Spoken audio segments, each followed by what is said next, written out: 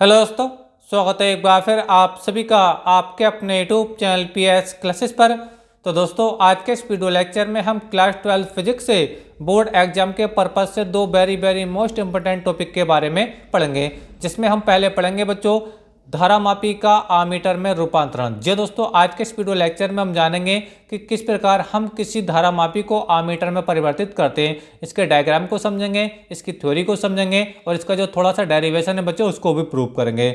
इसके बाद बच्चों वीडियो लेक्चर में हम पढ़ेंगे कि किसी धारामापी को हम वोल्ट मीटर में कैसे परिवर्तित करते हैं। ठीक है, देखिए दोस्तों, आप लोगों को बताता चलूँ, आपको बोर्ड एग्जाम में जो थ्योरी लिख करके आनी है इन दोनों से रिलेटिव, वो मैंने ऑलरेडी स्क्रीन पर लिख रखी है। एक बार वीडियो लेक्चर को आप पूरा देखेंगे, आपको पूरा कॉन्सेप्ट समझ में आएगा कि किस प्रकार हम किसी धारामापी को आमीटर में चेंज करते हैं और किस प्रकार हम किसी धारामापी को वोल्ट मीटर में चेंज करते हैं। तो चलिए स्टार्ट करते हैं। तो देखिए बच्चों, पहले मैं थोड़ा इसके डायग्राम के बारे में आपको थोड़ा सा जानकारी दे दूं, ठीक है, ताकि आपको थ्योरी का अच्छे से फील आ सके। ठीक है, देखो भाई, ये जो आप देख पा रहे होंगे, ये इसको बच्चों हम गैल्वेनोमीटर यानी इसको हम धारामापी बोलते हैं। ठीक है, और धारामापी की कुंडली का जो प्रतिरोध है बच्चों वो क्या है, RG है। जी फॉर गैल्वेनोमीटर के मैंने यहाँ पे शो कर दिया है। बच्चों, अगर हम किसी धारामापी को आमीटर में कन्वर्ट करते हैं, ठीक है, तो इसके बच्चों हम समांतर क्रम में एक लघु प्रतिरोध लगाते हैं S, जिसे बच्चों हम क्या बोलते हैं, शंट बोलते हैं। ये जो आप लघु प्रतिरोध देख पा रहे हो बच्चों, इसको हम क्या बोलते हैं, शंट बोलते हैं। क्या बोलते हैं बच्चों, शंट। तो सबसे पहली बात बच्चों याद रखने की ये होगी कि जब हम किसी धारामापी को आमीटर में चेंज करेंगे तो उसके समांतर क्रम में एक लघु प्रतिरोध S लगा देंगे। समझ में आप लोग को मेरी बात? चलिए, तो देखिए बच्चों, यहाँ पे इसकी थोड़ा अभी इतनी थ्योरी को पढ़ते हैं। देखिए, देखो लिखा है मैंने, किसी धारामापी को आमीटर में परिवर्तित करने के लिए, ठीक है, इसके समांतर क्रम में एक लघु प्रतिरोध S जोड़ देते हैं, जिसे शंट कहते हैं। देखो, मैं आपको वही बता रहा था बच्चों कि जब हम किसी धारामापी को आमीटर में चेंज करते हैं, ठीक है, तो उसके समांतर क्रम में एक लघु प्रतिरोध S लगा देते हैं, जिसे बच्चों हम क्या बोलते हैं, शंट बोलते हैं। ठीक है, अच्छा, अब देखिए बच्चों कैसे काम करेगा पहले उसको समझ लेते हैं। देखिए, देखो जैसे बच्चों हम यहाँ सर्किट से हम करंट फ्लो कराएंगे, क्या हम जो करंट फ्लो जब कराएंगे तो जो करंट है बच्चों यहाँ पर आकर के ये दो भागों में बढ़ जाएगा। कुछ करंट बच्चों IG, इस I करंट का IG भाग बच्चों इधर चला जाएगा, यानी जो IG भाग है I का, ठीक है, इधर आ जाएगा, यानी ये होगा बच्चों IG करंट होगा। ठीक है, क्योंकि टोटल करंट तो बच्चों I था, तो IG भाग उधर चला गया, तो इधर जो आने वाला जो करंट होगा बच्चों वो कितना होगा बच्चों, I माइनस IG होगा, जो बच्चों आपके शंट से प्रवाहित होगा। समझ में आप लोग को मेरी बात? ठीक है, अच्छा, अब देखिए थोड़ा इसकी थ्योरी को आगे पढ़ते हैं। देखिए, तो लिखेंगे आमीटर वह उपकरण है, आमीटर वह उपकरण जो किसी परिपथ में धारा को मापने के काम आता है। क्योंकि जो आमीटर होता है ना बच्चों, इसका मेन काम क्या होता है, किसी सर्किट के अंदर करंट को मेजर करना होता है, धारा को मापना होता है। ठीक है, अच्छा, आगे देखिए इसकी थ्योरी को थोड़ा पढ़ लेते हैं। आगे दे रखा है बच्चों कि आमीटर की सहायता से यहाँ पे पढ़ते हैं। देखिए, मापने का काम आता है। एक आदर्श आमीटर का प्रतिरोध लगभग क्या होता है बच्चों, नगण्य होता है। एक आदर्श आमीटर का जो प्रतिरोध होता है बच्चों लगभग क्या होता है, नगण्य, यानी बहुत कम होता है।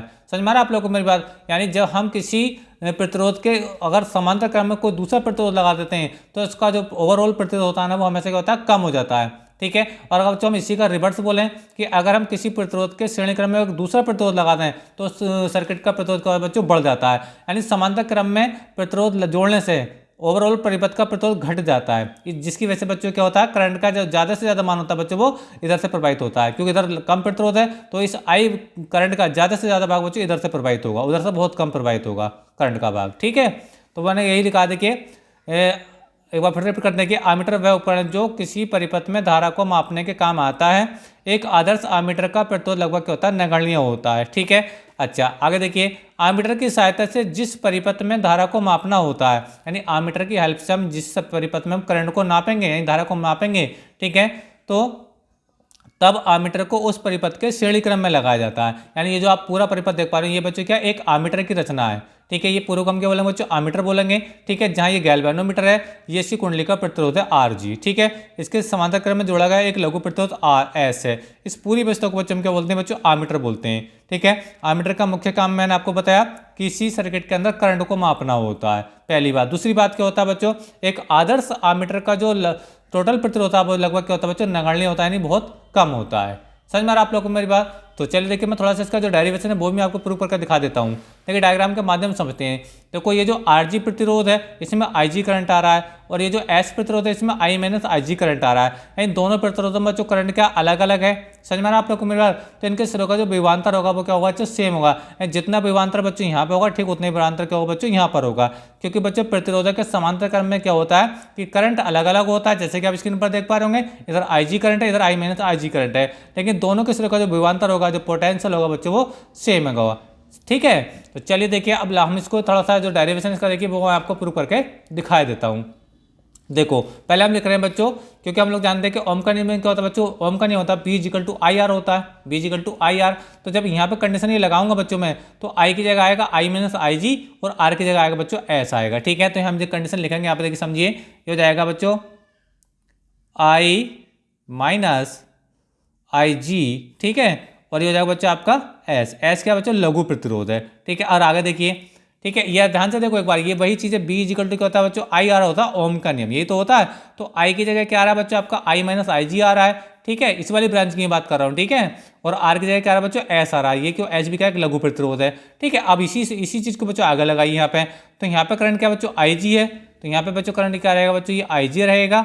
ठीक है, और यहाँ का जो प्रतिरोध है बच्चों क्या है वो RG है, तो यहाँ का प्रतिरोध क्या बच्चों ये RG रहेगा, ये RG। समझ में आ रहा है आप लोगों को मेरी बात। ठीक है, और ये आपस में बराबर क्यों दिखाया, क्योंकि दोनों ही विभवांतर के फार्मूले हैं, B equal to I R, B equal to I R. ठीक है, समझ में आ रहा है आप लोगों को मेरी बात। अच्छा आगे देखिए, अगर मैं बच्चों हमें S का मान अगर निकालना हो तो S का मान हम कैसे निकालते हैं, देखिए S बराबर हो जाएगा, देखिए ये हो जाएगा IG मल्टीप्लाई RG। अब देखो इसके जो साथ में रखा मल्टीप्लाई में इसके अपॉन में आ जाएगा, ये क्या होगा बच्चे इसके अपॉन में आ जाएगा, तो ये आ जाएगा बच्चा आपका I माइनस आई जी आ जाएगा। ठीक है, तो कई बार बोर्ड एग्जाम बच्चों इस सूत्र पर न्यूमेरिकल बहुत ज़्यादा पूछे जाते हैं। ठीक है, कि किस प्रकार हम लघु प्रतिरोध का मान निकालते हैं।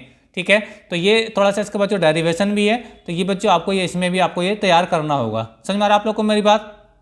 तो बस इतना इसमें करना होता है आप लोगों को बच्चों, इसमें डायग्राम ये बनाना होता है। ठीक है, गैल्वेनोमीटर बनाते हैं, गैल्वेनोमीटर की कुंडली का प्रतिरोध आरजी मानते हैं और इसके समांतर क्रम में एक लघु प्रतिरोध एस लगाते हैं।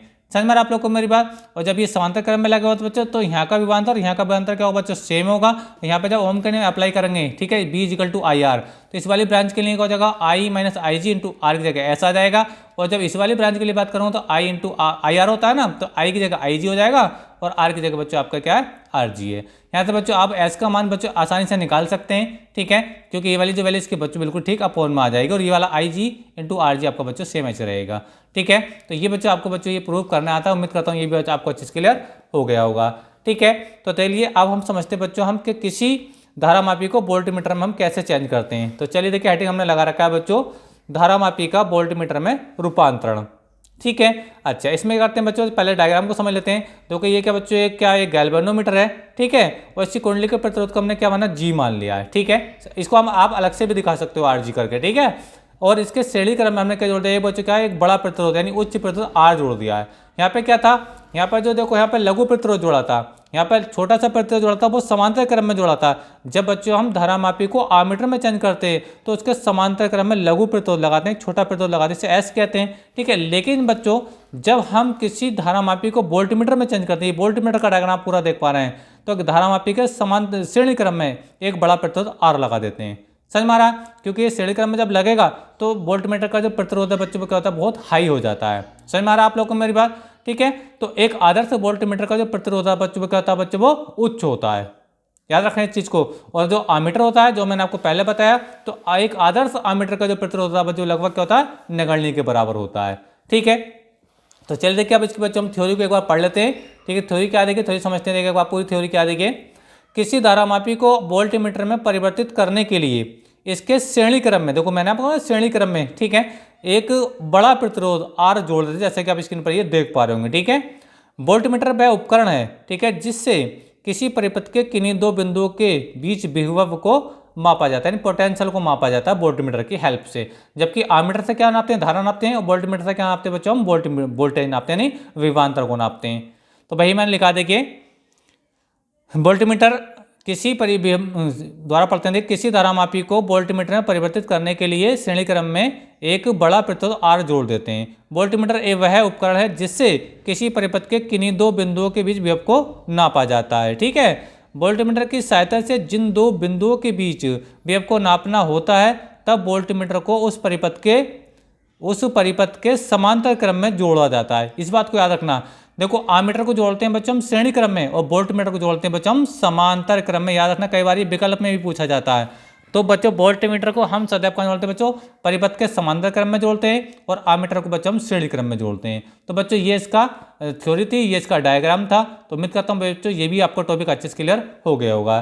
तो आई होप बच्चों दोनों टॉपिक आपको अच्छे लगे होंगे। जो थ्योरी थी बच्चों वही मैंने ऑलरेडी स्क्रीन पर लिख दी है, आपको यही बच्चों बोर्ड एग्जाम में लिख करके आना है। ठीक है, और एग्जाम के पर्पज से बच्चों वेरी मोस्ट इंपॉर्टेंट ये टॉपिक है। उम्मीद करता हूँ कि आपको ये पूरा टॉपिक अच्छे से क्लियर हुआ होगा। वीडियो अच्छा लगा तो वीडियो को लाइक कर दीजिए, चैनल पर नए चैनल को सब्सक्राइब कर लीजिए। और इस प्रकार 12th क्लास फिजिक्स, केमिस्ट्री और बायोलॉजी के सभी इंपॉर्टेंट टॉपिक का वीडियो हमारे माध्यम से चाहते हैं तो आज हमारे चैनल को सब्सक्राइब जरूर करें। तो वीडियो लेक्चर कैसा लगा कमेंट करके जरूर बताइए। वीडियो अच्छा लगा तो वीडियो को लाइक जरूर कीजिए। मिलेंगे नेक्स्ट वीडियो में किसी नए टॉपिक के साथ, तब तक के लिए धन्यवाद। Best of luck.